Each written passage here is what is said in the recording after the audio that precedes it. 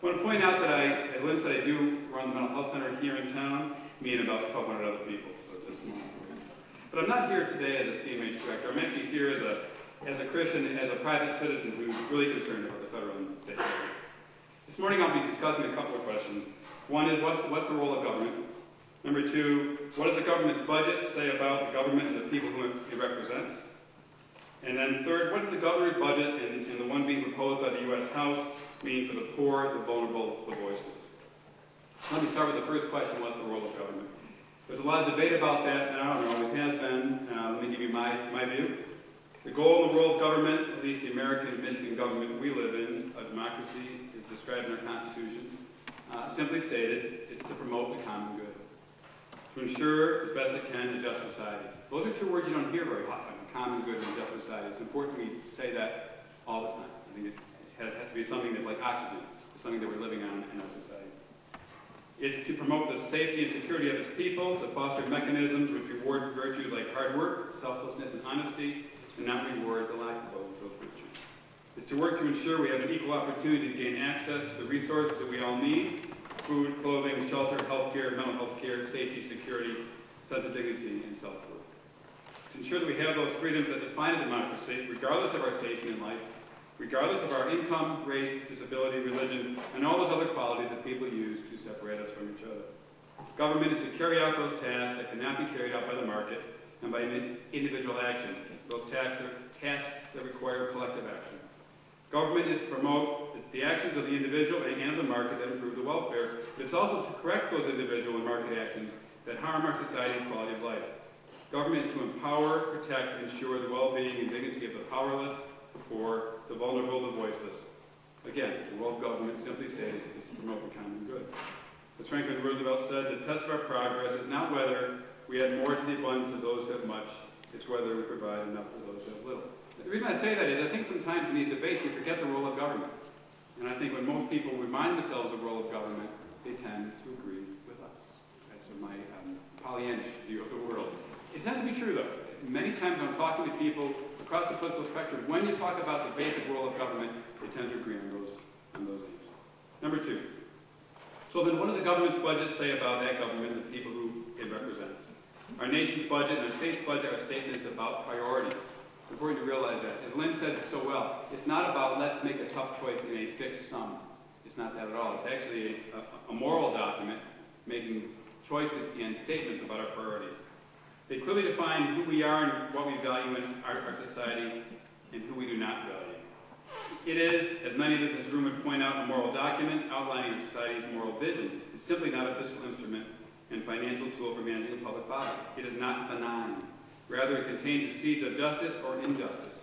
It reflects a commitment to the common good or a commitment to individual gain and avarice. It provides for those who do not have or provides more for those who do have. So let's take a look at the state and federal budgets and what they mean for the poor, the vulnerable, the voiceless. The federal budget proposed by the U.S. House and the remainder of the fiscal year takes the bulk of its cuts from programs for poor, pregnant women, and children. It cuts funding for low-income and working-class young adults trying to go to college. It cuts funding for job programs, for mental health funding. It cuts funds for environmental protection and foreign aid. The budget proposes large cuts, 24% cuts the remainder of the fiscal year. Huge cuts. In contrast, it proposes an increase of 3% in the Defense Department's budget. That 3% addition to the Defense Department budget is added onto a budget that already accounts for 56% of the entire military budget in the world. A military budget that is larger than the next 20 countries combined. And the rationale for these cuts is the need to close a budget deficit. A budget deficit that was actually made larger by the $800 billion over the next 10 years that was given away in tax cut extensions to the rich. The message and priorities of this budget are clear. The sacrifice will not be shared. It will be borne by the poor, the vulnerable, those considered least powerful in our society. And the governor's budget, so that was the U.S. federal budget proposed by the House. The governor's budget makes deep cuts in funding, K-12 education in colleges. It cuts public health, mental health, funding for local governments, and the local fire and police protection they provide. It eliminates or lowers the business taxes, as Lynn said, by a whopping 86%. For many Michigan businesses, while simultaneously eliminating the earned income tax credit for low-wage workers and their families. Again, the message and the priorities of this budget are clear. So as we assess the impact of these proposed cuts, we must realize we are already standing in a valley, not in a mountaintop. The conditions of the poor and the vulnerable of the state are dire. Let me walk through a description of these dire conditions, these valleys, and how much farther down into those valleys the budget cuts will take us. Right now in the state, over 16% of our citizens live in incomes at or below the poverty level. That's grown by a third since 2004. You heard me talk about that. The cuts to jobs programs, emergency energy assistance, housing programs, and economic development contained in the federal and state budget will only grow the ranks of the poor and turn poverty into a deep, grinding deprivation. On top of these losses, the elimination of the state earned income tax credit as proposed in the governor's budget will mean loss of millions of dollars for household income of thousands of working families, and the loss of one of the best tools of encouraging work and savings. Work and savings being the kind of virtues that a just society should be supporting, not harming. Today in the state, well over 23% of our kids live in poverty, as Lynn said. Even more dramatic is that of kids 0 to 5, 26% of them live in poverty and growing. We think by the end of this year, a third of all kids 0 to 5 will live in poverty.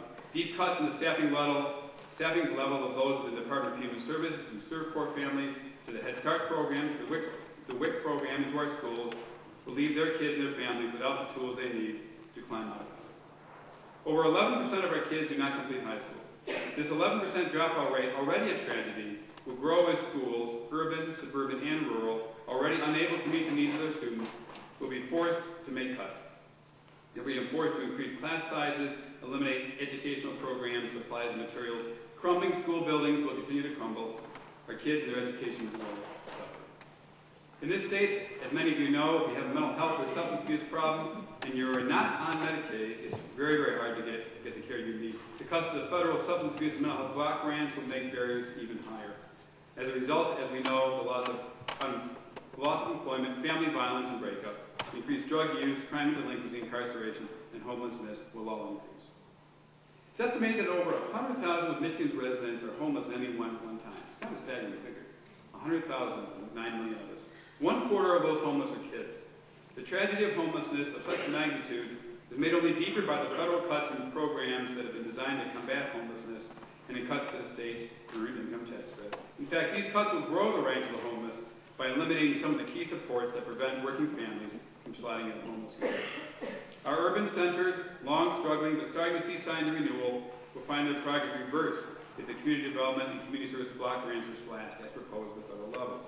Who are most affected by the decay of our urban centers are the poor and the vulnerable who call those cities home.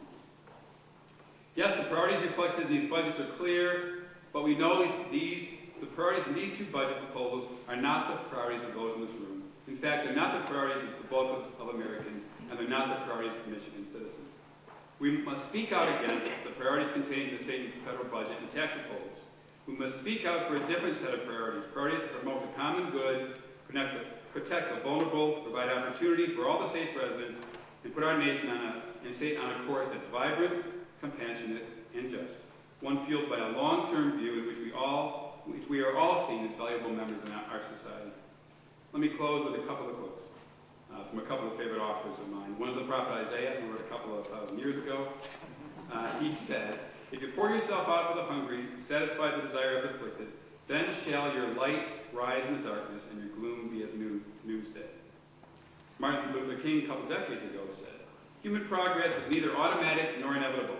Every step towards the goal of justice requires sacrifice, suffering, and struggle. The tireless exertions and passionate concern of dedicated individuals." So let me close by saying we must tirelessly commit to pour ourselves out for the hungry and satisfy the desire of the afflicted. Let us sacrifice, struggle, and suffer in the interest of human progress and justice.